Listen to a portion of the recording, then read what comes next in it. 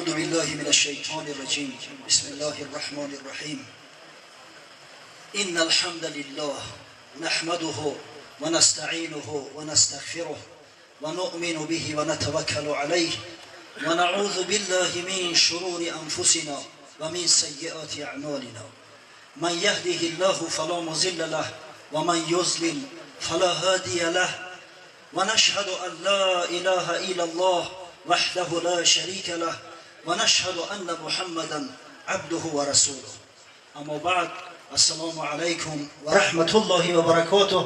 برادران بسیار عزیز و گرامی، این شب بزرگ، شب قدرشناسی و قدردانی، شبی را که طاعت عبادت در این شب رو پروردگار ذوالعزة به 1000 ماه طاعت عبادت، حتی افضل بهتر از 1000 ماه طاعت عبادت میداند.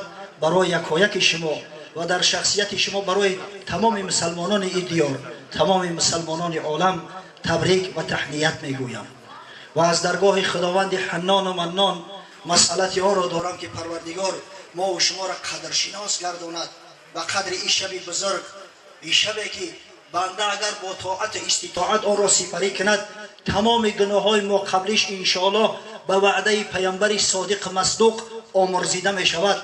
در این شب قدرشناسی که نمیشه و طاعت عبادت الله ذوالجلال به طریق باید شاید انجام داده توانیم.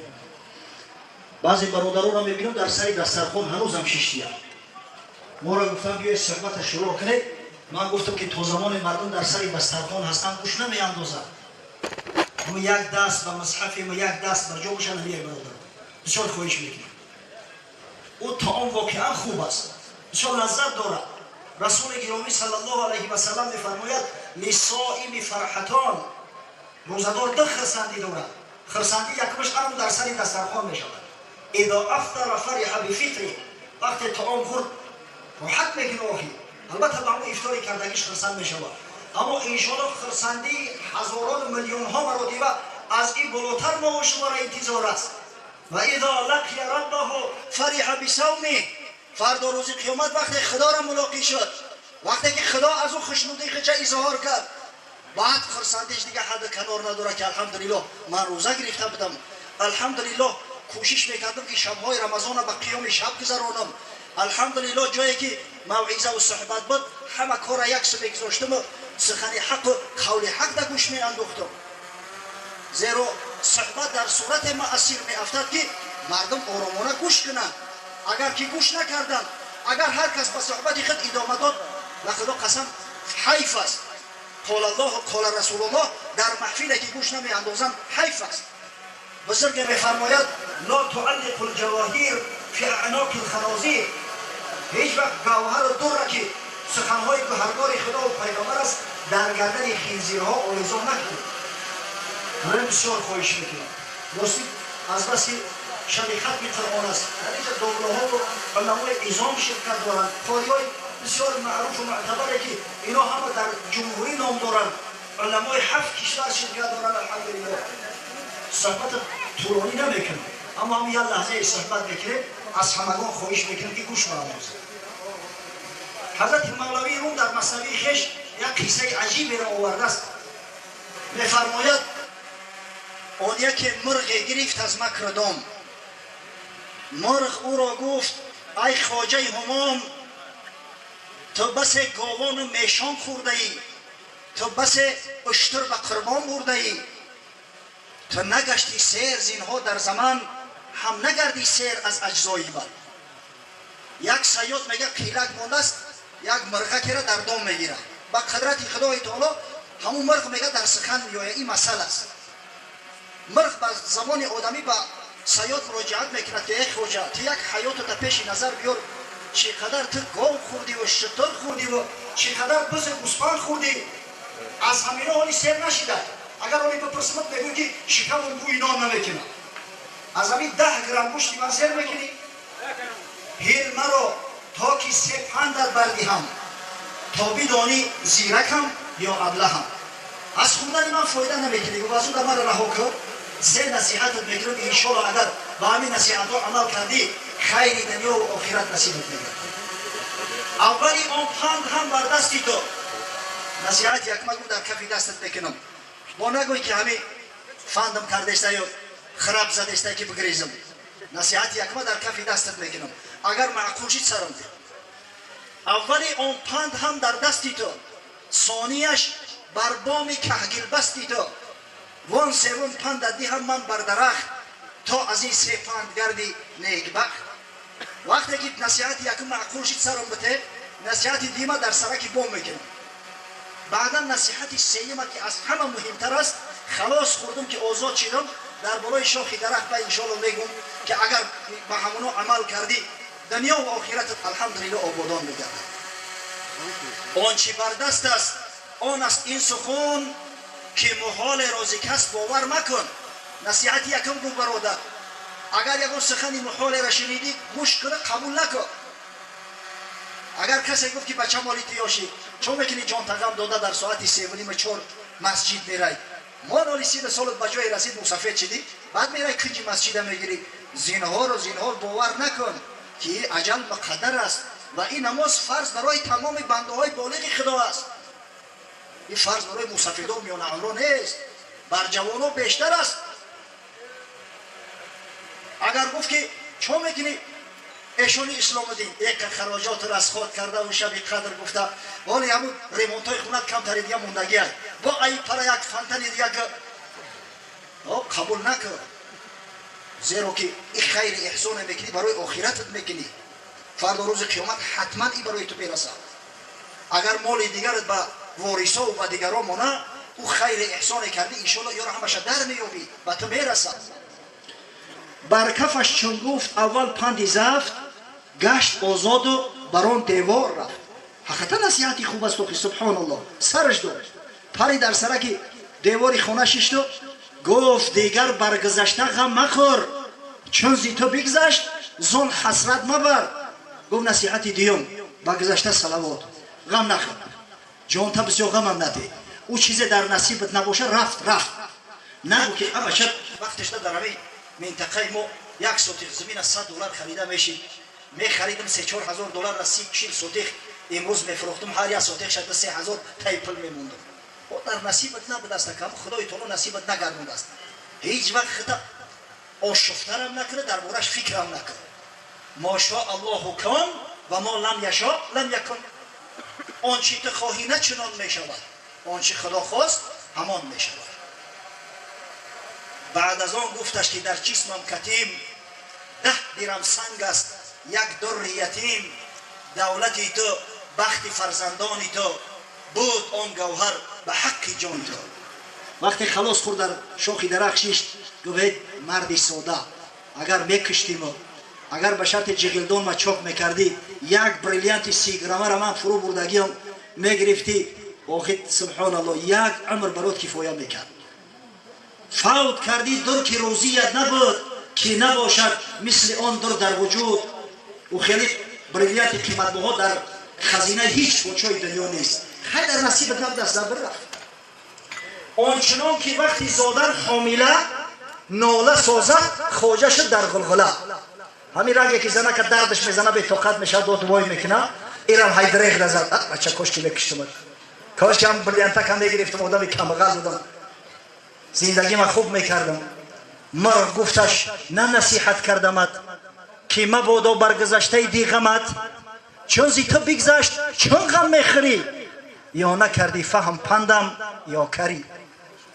مرغ گوه که خدا جانی ترا مسکنه هامو سپینس آدمی عاقل. یک مرغی به عقل مترک خدای تعالی عقل داد است تا امانت پروردگار را تحمیل کرده برداشته ای. همون نصیحتت نکردم که سخن مشکل قبول نکن. آخه من خودم 10 گرم وزن ندارم، بریلیانت 30 گرمه را چخیل میگیرم میبردارم میپرم. هیچ عقل فراسه داری تو؟ و آن دیگر پندت بدادم که زلال هیچ تو باور مکن قولی محال.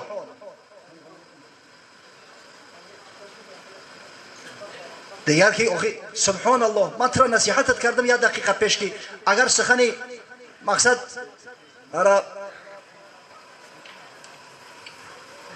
چیزی که در نصیبت نباشه گذشت دیگه با گذشته صلوات غم نکن، فکر نکن ای بچه اگر بکشته بود فلان میشید.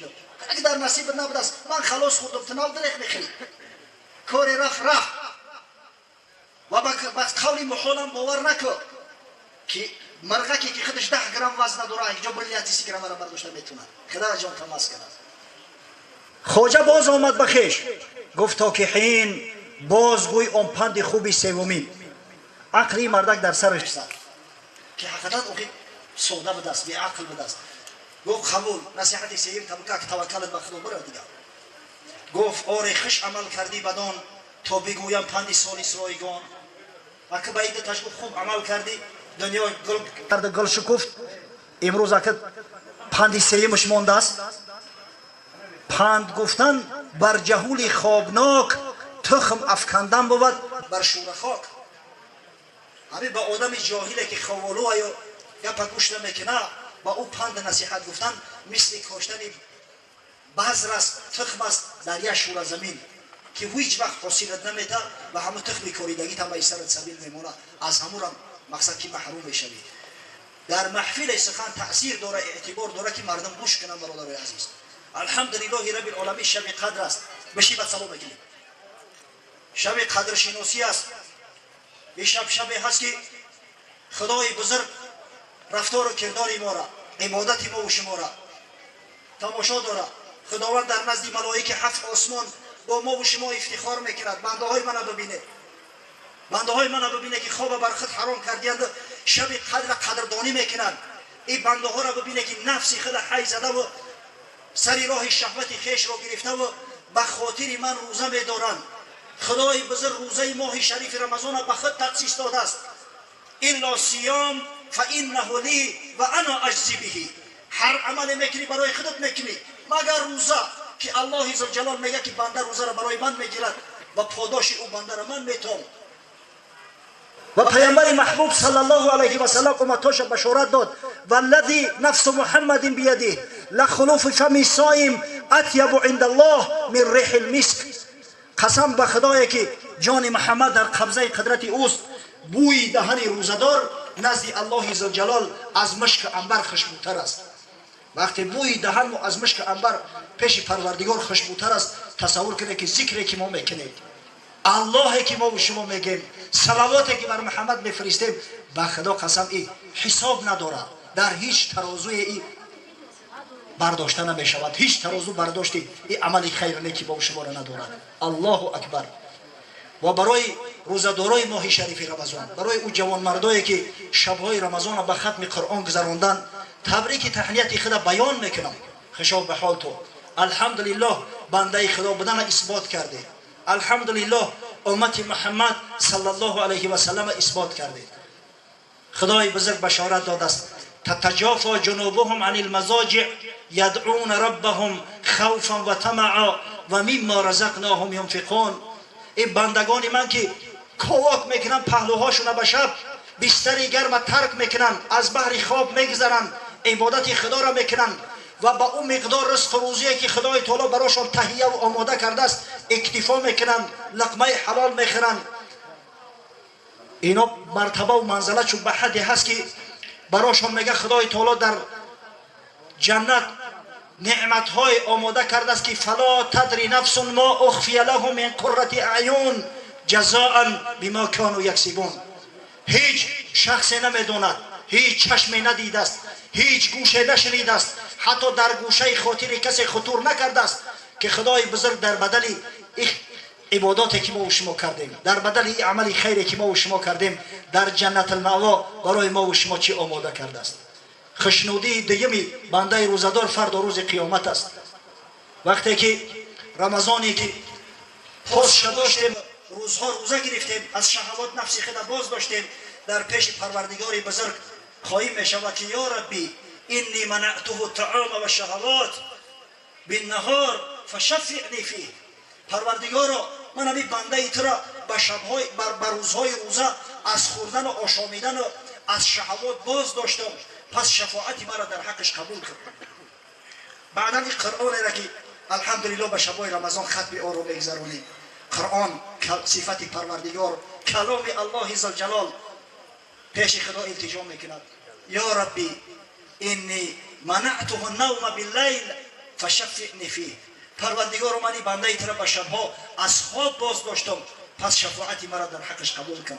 و رسول گرامی صلی الله علیه و سلم او شما را بشارت داده است فیشفعان، البته شفاعت رمضان و شفاعت قرآن عظیم شان در نزد پروردگار مقبول است، خداوند میپذیردش. الله اکبر. بعدا رمضان التجا میکرده است اللهم توجه بتاج الکرامه، پروردگار در سر روزدارای ماه شریف رمضان تاج کرامت بگذار. روزدارای ماه بزرگ از تمام دیگر مردم در صحرای محشر الکی متمایز میگردند با تاج‌های کرامتی که در سر دارند. هر کسی میبینه میگه این روزدار ماه شریف رمضان است، درجه را ببینه. بعدا وقتی که مؤمنان نزد در جنت نزدیک میشوند، طلبگارای جنت زیادند، و کسایی که پروپوس گرفتن عددشو زیاد است.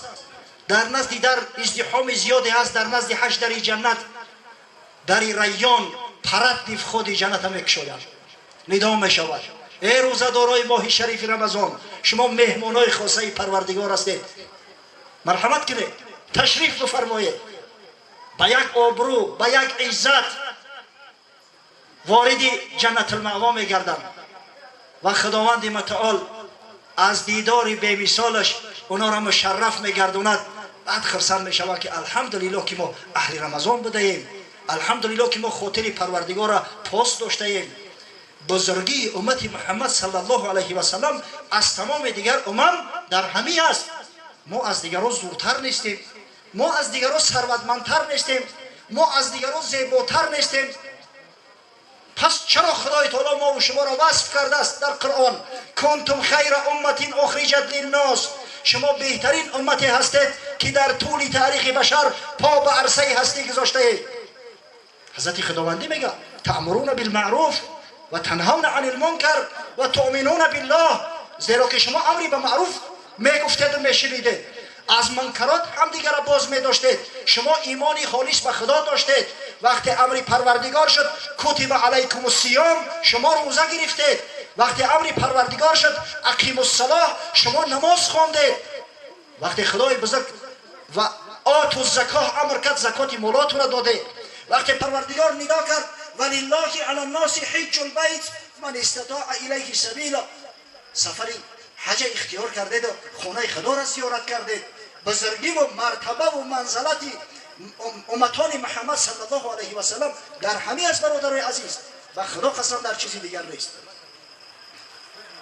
کما کتب علی الذین من قبلکم، همین روزایی که بر ما فرض گشته است در بعضی تفسیرها اومده است بر روایت از حضرت امام حسن بصری میگه همین رمضان بر دیگر قوم را فرض گشته بود. کتب علیکم الصیام کما کتب علی الذین من قبلکم، بر دیگر امم همین رمضان فرض گشته بود. امام حسن بصری میگه یهودی ها از میان یک ماه رمضان ماه تر کردن، یک روز اختیار کردن، روزی را که خدای تعالی بنی اسرائیل از چنگال فرعون و فرعونی ها نجات داده است. و نصرانی ها هم همین ماه شریف رمضان براشون فرض گشته است. امام حسن بصری میگه که سال رمضان مثل این مثال ما در عین چیله تابستان آمد، در تموز گرمی، از بس که به حد به طاقت شدن مصلحت کردن این خدا جان یا را مسکنه که یا قول همون اپیسکوپوس را از قول خدا بالا میمونند.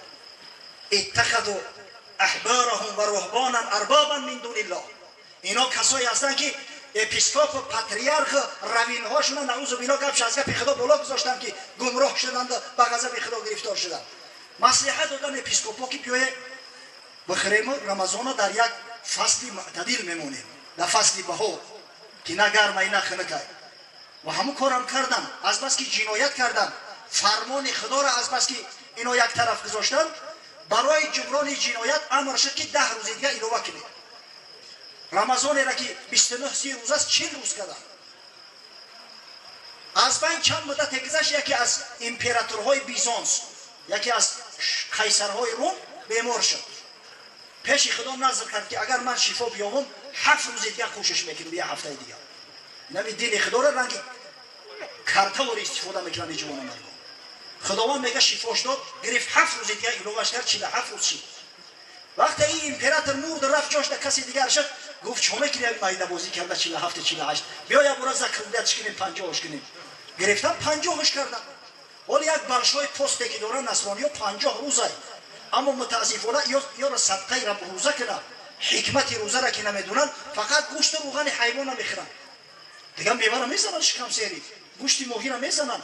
ما و شما که صبر تحمل کردیم که درجه و منزلت ما اینقدر بالا شده است. بزرگی ما و شما در همین است. همدیگه را باید تبریک تهنیت کنیم. حضرت مولوی روم قصه میکنه، آن جهود مؤمن و ترسا مگر همراهی داشتند با هم در سفر. بار یک یهودی و یک نصرانی همراه یک مسلمان شریک میشوند در راه. هر سه یک جای سفر میکنن به یک ملک بیگانه. چون رسیدن این سه همراه منزل، هدیهشون آورد حلوا مقبله، نان گرم و صحن حلوای عسل برد، آنکه در ثوابش بود عمل. در یک گوشه کاروانسرا شیشتن زمانهای پیش برای مسافرای بی پول و بی مبلغ کاروانسراها بودن که بی مبلغ در همجا یکان گوشه کشته زندگی میکردن. اگر چنده که شرایط امکاناتی خوب نداشت، در بالای پخال خوب میکردن اکثریتش، اما به هر حال یک سرپناهی بود. در یک گوشه رفتند و نشستند. یک آدم مقیمی وقتی گرد غبار دید در رخسارهاش و شیشته است، فهمید که یا مسافره. از خانه‌اش رفت، در یک کاسه حلوا گرفت، بالاش یک فتیل خمیر دیگر را پرو خواب ماند و وقتی همه را نوشیجان کنه در حقم دعا کنه. میبینم که شما مسافره. تخمه بودن آن دو بیگانه زخور، بود صائم روز آن مؤمن مگر، چون نماز شام آن حلوا رسید، بود مؤمن مانده در جوع شدید. جمهوت نصرانی میگه زدگی شکرما ترنگ قوی سمیره.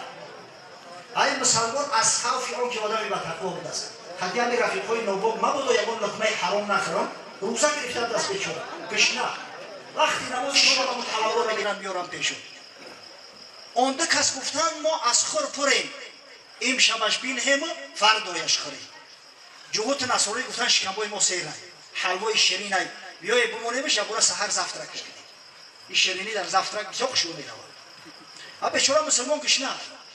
گفت مؤمن نه که ما خود سیتنیم، چون خلاف افتاد پس قسمت کنیم. هر کی خواهد قسم خود بر جان زند، هر کی خواهد تا سحر پنهان کند. برادر و گوهایجا شریکیم در یک کاسه. آخه شما سیری من گشنه و من روزدار بدون میدونه. بیای سه حصه تقسیمش میکنه. من گشنه هم افطار میکنم. شما که سیری خیمونه این سحر زفترکش میکنه، لنچش میکنه، دیگه توکل تو بخدا. پس ورا گفتن زین حکمتگری قصدی تو این است تا تنها خوری. حق گفتن تو مسلمان حیله‌گر ما را فهم میکنی یا هم یک کاسه چی کیلو داره که او را با سه حصه تقسیم کنیم.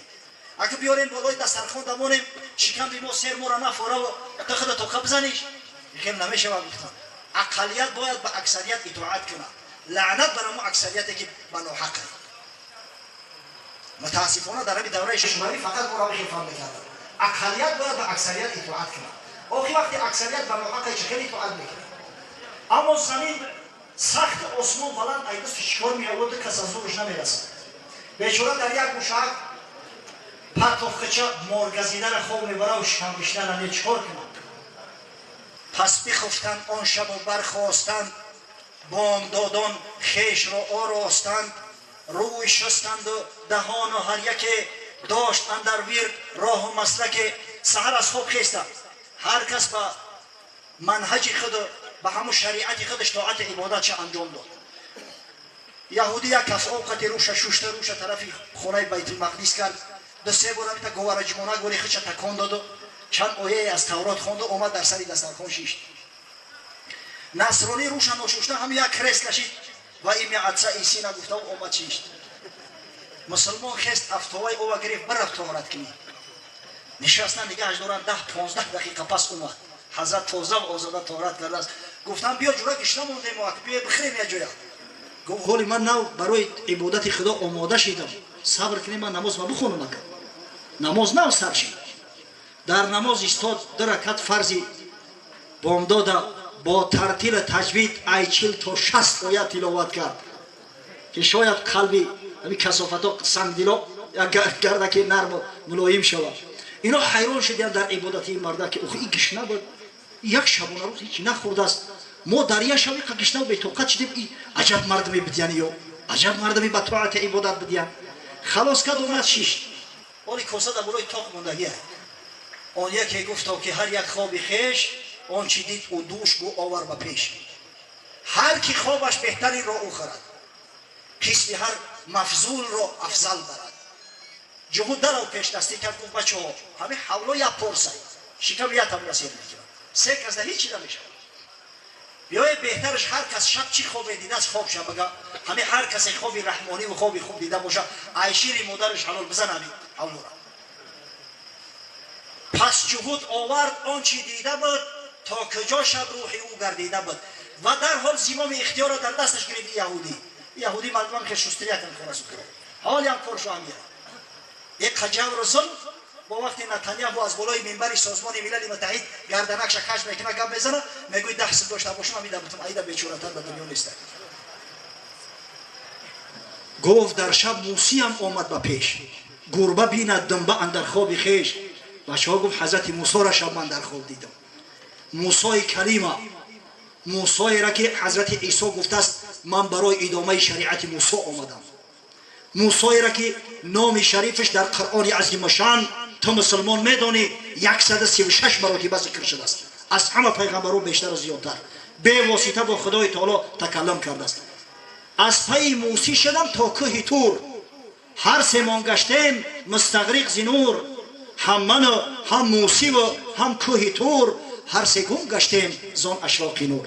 حضرت موسی دست مگرفت کوه طور بود، کوهی که به موسی علیه السلام وحی نازل شده است، کوهی که در اوج خدای تعالی با موسی علیه السلام بدون وسیله و واسطه تکلم کرده است. تا سحر در بالای کوه طور نور پروردگار در سر و رومون میبارید و ما به ذکر خدا مشغول بودیم. در عمر سر تو شما طریق خوب دیده نمیتونه. او کوسه حلال حقی حلالی منه بیارینش. نصرانی گفت گپت خلاص چی؟ صبر که ما را گفتنی داریم گپمون بگیم.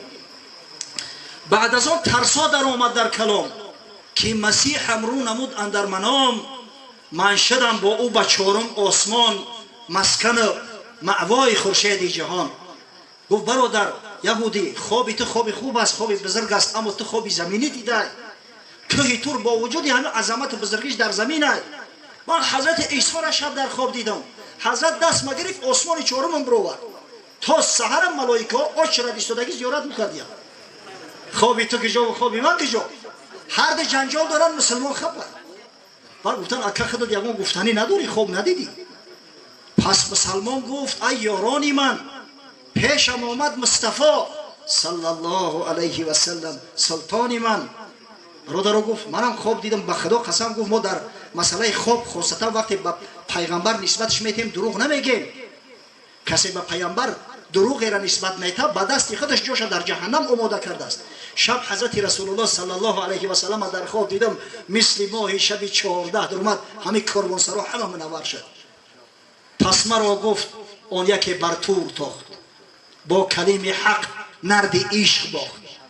آن دیگر را عیسی صاحب قران برد بر فرق چهارم آسمان. بیدارم کرد خدارم آسمان تمس کنه گفت خیر الامت. و تو درک داری یک رفیق یهودی همراه حضرت موسی در کوه طور با پوزیشن یایش خدا مشغول است. او رفیق نصرانی همراه حضرت عیسی در آسمان چهارم ملائکه زیارتش کرده استیان. تو همی خواب میکنی؟ خیز ای پسمانده دیده ضرر بار آن حلوای یخنی را بخور.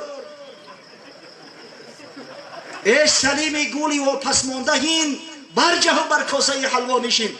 و خوب ای هم ماندی او رفیقای تو دیگه در ذکر خدا هم خراک دریا چونه میزنه. تو روزداری گشنه بخی اقلا همون تا آب بخی انشاءالله همون هم عبادت برای تو را. وقتی ایگه پگو به طاقت شدن پریدن خستن کوسه را میگیرن خالی باد. حضرت شب خسته خش روک زد استش بعد همی خوابی تبرک شکمبکش سیر و آرامی و تمکین در وضوء و آرامی و تمکین در نماز همش عصبی عیسی بده است. مش خدا را شکر میکنیم که الحمدلله امروز خیلی جهالت ها دور شده است. پیش مردم همی خدای نکرده پیش از اون اگر کسی ما بود افطار میکرد 100 عصا میخورد در سرش که تو چیکار کردی. اما امروز الحمدلله ما و شما میدونیم که از آن سنت نماز فرض ای افطار در اولی وقت تعجیل افطار سنت محمد صلی الله علیه و سلم است. حضرت میگه اذا حضر العشاء والعشاء فابدأوا بالعشاء. طعامشان با نمازشان که جمع آمد شما اول از طعام شروع کنید که در نماز آرام باشه، در یاد طعام نباشه. پس مرا گفتند آنگه ای حریص، ای عجب خوردی تا حلوا و خبیث. گفتن نوشیگری کورد آخه و حقی 3 نفر بود، ای تو به ریزاگی ما حق ما را خوردی؟ گفت چون فرمود آن شاهی مطاع، من کیم تا که نمایم امتناع. وقتی گفت حبیب خدا محمد مصطفی صلی الله علیه و سلم امر میکنه من سگی که جان که فرمان پیغمبری خدمت رد کنم. اگر حضرت میگفت جان تفیدا کن والله جان نفیدا میکردم، ولی کو کش نبودم این حوله شیرین بود. تا جهود از امر موسی سر کشی، گر بخواند در خشی یا ناخوشی. تو بدبخت یهودی گفت تمام جنایاتون شما بنی اسرائیل به نام حضرت موسی قصت میکنه، اگر حضرت موسی یگان فرمانت بده اجرا نمیکنه. تو مسیحی هیچ از امر مسیح سرتوانی تافت در خیر قبیح. تو نصرانی گفت نعوذ بالله حضرت عیسی را مثل خدا عبادت میکنی، خدا و پسر خدا میگوی اگر فرمانت بده اجرا نمیکنی. من زی فخری انبیا سر چون کشم، خورده ام حلوا و این دم سرخوشم. ما چخیل گفت افتخار پیغمبرا را پیشنهاد چرا میکنم. بله شکرم بکم سیره الحمدلله. پس ورا گفتند والله خوابی راست تو بدیدی وین به 100 خوابی ماست. یهودی گفت به خدا قسم خوابی حقیقت دیده. من به خاطر یک کاسه حلوا روم سیاه کردم درست. نه موسی را دیدم نه کیتو رفتم. این بدبخت گفت ایمان گذار. چه آسمان بود. به خدا قسم گفت خوابی حق بر حق از همه اساسی خوابی پلیز رفته دیدی. شنبه تفسیر شد. 100,000 شکرانه پروردگار. غرض از حلوا برادرای نمی طاعت عبادت است. به حلوا گفتن دهن شیرین نمیشود. با گفتن ای که من بنده خدا هستم، ما یهود امتهای برگزیده خدا هستیم، خداوند آتش جهنم بر بدن خلاص کرده است، هیچ وقت از آتش دوزخ خلاص نمیشه. با دعوای اینکه حضرت عیسی آمد و جان ما را خرید رفت، هیچ وقت هیچ که جانی تو را نمیخره. ولا تزیر وازرتون وزر اخرى. مرده جواب سوال تو میدی. اما ما پیشوای داریم، ما پیامبری بزرگی داریم که همیشه ما و شما را تأکیدی به عبادت میکنه. ببینید در فضل رمضان چه گپو است، تو روزه را برای خدا میگیری. کل عمل ابن آدم یضاعف الحسنة بعشر امثالها الى 700 ضعف الا صيام. فقال الله عز وجل فانه لي وانا اجزي به. هر عملی که فرزند انسان میکند از 10 تا 700 ثواب داره که در نامه اعمالش ثبت میگردد. و خدای بزرگ گفت مگر روزه ماه شریف رمضان که خدای بزرگ این روزه که بنده این روزه را به خاطر من گرفته است، پس پاداش این بنده در ذمه منه. شب قدر شناسی است. ببینید اگر یک آدمی اندک با قوتر دعوت کرد، در دلت یک امید پیدا میشه که ان شاء الله آخرش بخیر. آخرش بخیر. بچه حاجی اسلام الدین فیروز مکرده است شعری نر به دعا میشه. یک تصور کنید یک مجلسی وزیر در دعوتت کنند ان شاء الله میگه یگان $1000 در کنور میدوزه بعد میتام. خیلی اگر با همت کنم ممکن یگان دوخکم را دیگر دیرم میتام. وقت تصور کنید که الله که احکم الحاکمین است. الله که اگر تمام بنده هاش به حدیث صحیح قدسی ثابت است، اگر همش قایم شوند از خدا هر چی میخواهند طلب کنند و این خدای بزرگ مرادی همه را حاصل کند، لا ينقص من ملکه الا کما ينقص المخیط اذا ادخل البحر. از ملک پروردگار هیچ چیز ناقص نمی شود، چیز کم نمی شود. تصور کنید که یک سوزنک بگیرن در درون بحر بزنن، از آب بحر هم سوزن چند قدر حمل میکنه و میگیرن. انمی خدای بزرگ این روزه را به خودش نسبت داده است. برادرای عزیز دامنتون وسیع بگیره. ماه شریف این شب بزرگ، شب قدر شناسی را از برای یکایک شما تبریک و تهنیت میگویم و از درگاه خداوند عزوجل تمنای آن را دارم که پروردگار طاعت عبادات ما را اگر چند به نقصان نیست. کل ابن آدم خطا و خیر الخطائین توابون. همه فرزند آدم خطاکار است.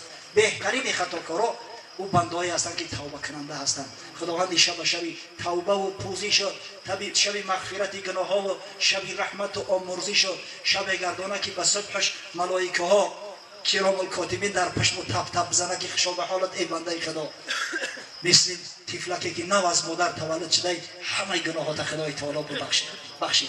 برای که من بعد 80 در سرت بگی تو رمضان دیگر را احتیاط کن، از گناه‌های کبیره اجتناب ورز. ان شاء الله نامه اعمال سب سفید پاک است. خدایا به خاطر این شب بزرگ طاعت عبادت آن از 1000 ماه طاعت عبادت، از 82 سال طاعت عبادت افضل است. به خاطر این محفل خیر که بنده های تو بعد افطار ماه شریف رمضان در مسجد به خاطر ختم قرآن جمع آمدند، به خاطر خدوم عزیزا و بزرگان مؤمن پیش پروردگار به حد قدر قیمتی بلند دارند. از کعبه ده حتی قدر قیمتی مؤمن پیش پروردگار بالاتر و بالاتر است. خدایا عاجزانه دعا میکنیم ارواح گذشته هامون، اونایی را که در این محله یک زمان زندگی میکردند امروز در قید حیات نیستند، از ما امید دعا دارند. ارواح مؤمنایی را که اونا را در این شب امید هستند در عالم برزخ که زنده ها به باد فراموشی نسپارندشون، رحمت مغفرت کن. خاصتا گذشته های برادر ما ایشان اسلام مدینه که واقعا جوانی با غیرت است، کاری هر بزنس خیرمن کوفتن، خاصتا در این عصر زمان. پروردگار را در جواری رحمت خیش مستقرشون گردان. خدایا با بیماران و شفای کامل عاجل عنایت فرما.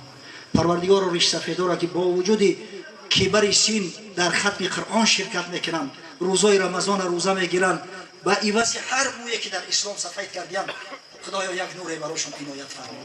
و فردا روز قیامت همراه حبیب دل ها محمد مصطفی صلی الله علیه و سلم محشور شدند. پروردگار طفلکای ما را که با وجود مشکلی ها سعی میکنند که نماز در مسجد بخوانند، در ختم ها شرکت داشته باشند، از شر شورها، از وساوس شیاطین، خواه شیطان ها انسی باشند و خواه جنی محفوظ دار.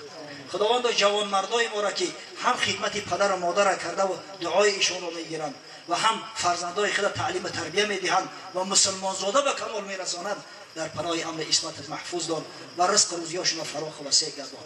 پروردگار را به فرزند و فرزندای صالح عنایت فرما.